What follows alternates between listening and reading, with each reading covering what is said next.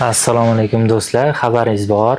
Proyecom ekosistemasida yangi loyiha boshlaganmiz. O'sha o'quvchilarimizni sklatiga borib, yoritib berish. Bugun o'sha loyihamizning ikkinchi ishtirokchisi Azizjon aka. Azizjon aka 30 yildan ortiq oshpazlik faoliyatini yurgizib kelganlar.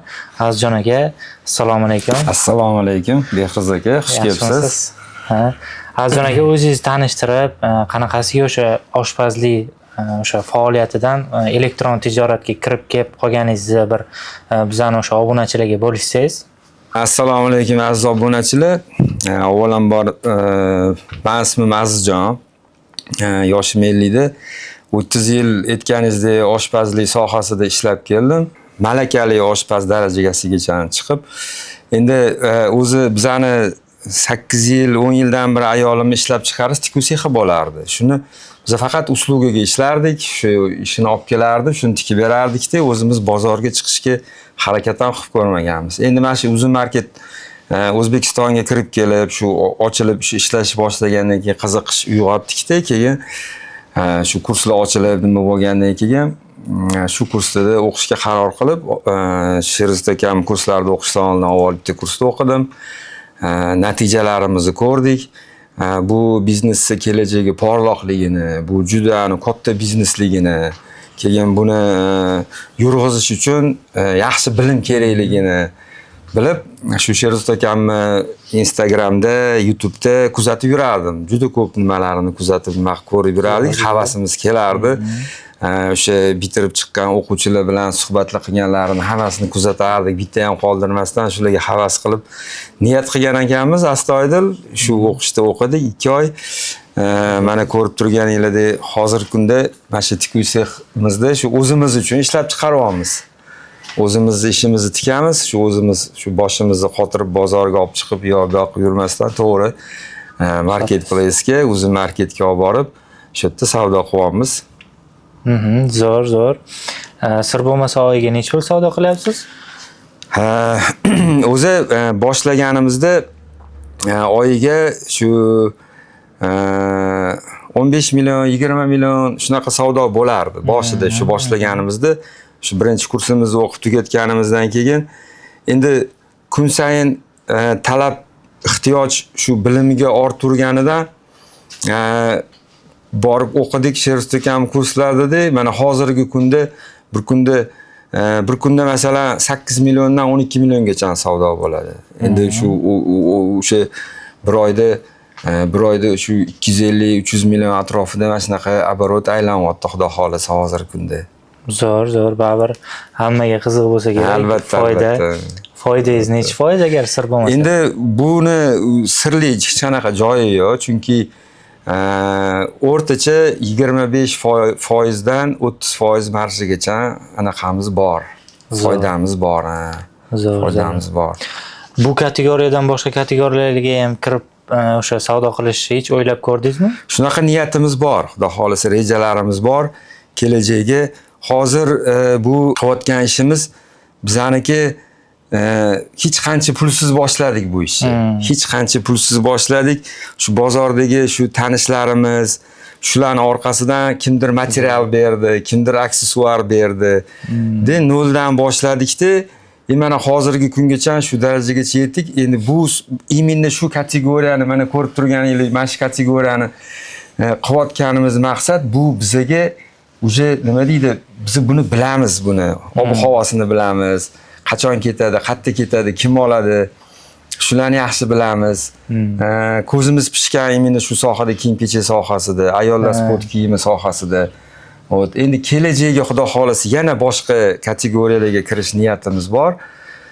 Uning uchun shu ozgina mablag'imizni yig'ib, xudo xolasa shunaqa rejalarimizga qo'l uramiz.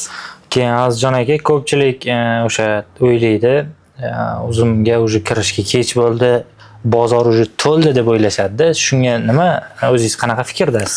Yo'q, aslo bu kim shunaqa deb o'ylayotgan bo'lsa, anaqada bu xato deb hisoblayman-da. Bu juda nima deydi, tegi tugamaydigan anaqada biznesda juda katta.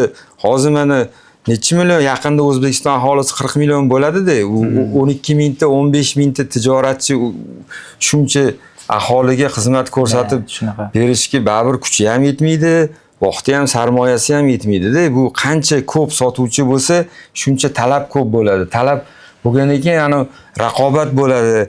Odamlar sifatli narsa olib kelib sotishga harakat qiladi, sifatli narsa ishlab chiqarishga harakat qiladi. Uni olib ishlatgan yoki kiygan yoki biron ehtiyojiga ishlatgan odam ham baraka topsin, zo'r sifatli narsa shunaqa rivojlanadi-da. O'shaning uchun bunga hech qachon kech emas. Nabarot hozir qilish kerak, hozir kirish kerak bu narsaga. Tem bo'ling mana Yandex yana Valberes keladi yaqinda xudo xolisa. Bu tijorat zamon talabi shunaqa bo'lyapti-da hozirgi kunda. O'shaning uchun hech qachon kech bo'lmaydi bunga. Da, tushunarli, zo'r. Azizjon aka, keyin ko'pchilik mana bunaqa fikrlashadi, o'zi uzumga kirishadi, prosta takka zo'r birinchida turgan topda turgan tovar ustiga bosib kirib, o'sha 1000 talab, 2000 talab sotilayotganini ko'rishadi-da, bu zo'r sotilayotgan ekan, men ham shunga kiraman, zo'r savdo qilaman, foyda bilaman, chiqaman deb o'ylashadi-da. Bu menimcha xato fikr bo'lsa kerak. Siz shunga qanaqa qaraysiz? Albatta xato fikr, chunki bu elektron tijoratda qarang, mana balkim offline bozorda bo'lishi mumkin. Olib kelib zo'r sotyapti, qayerdandir topib kelib, sal nariroqqa borib sotsa, bir kunda, 2 kunda sotib yuborar. Lekin bu onlayn savdoda chuqur analitika kerak, buni hisob-kitobini qilib bilish kerak, buni ilmini bilish kerak, bu o'zidan o'zi. Keyin uni aytganingizdek shunaqa olib kelib sotib pulini chiqara olmay, uzun bo'lmasa ekan, unaqa shu darrov negativ fikrlar boshlanadi boshqa bu. U har bir sohani o'zini bilimi bor, ilmi bor, обязательно shu ilmini qilish kerak. Ilmini qilish kerak. O'shaning uchun shu ekosistemamizda o'sha akademiya bo'limida 2 oyga yaqin o'qidingiz. Именно o'sha qanaqa kurchok joylarni o'rgandingiz o'sha 2 oy davomida? O'shalar haqida bir obunachilarga aytib bersangiz. Bu nima deydi? Texnik yechimda, mana texnik yechimi har bitta kategoriyada o'ziga yarasha texnik yechimi bor-da. Masalan, aytaylik kiyim-kechak sohasida ham bizani o'zimizning texnik yechimlarimiz bor. O'sha именно shu yechimlarini, shu kurchoklarni aytganingizda kerakli joyiga ilmasa, bu yaxshi ketmasligi mumkin. Umuman savdoga chiqmasligi mumkin yoki qaytarib vazoratga olib kelish ehtimollari ko'p bo'ladi. O'shalarni hammasini shu o'quv markazida alohida darslarda o'rgatishadi. Yaqinda endi mana shu offlaynda do'koni bor, savdo qilib yurganlarda o'sha savdolar kamayib ketgan.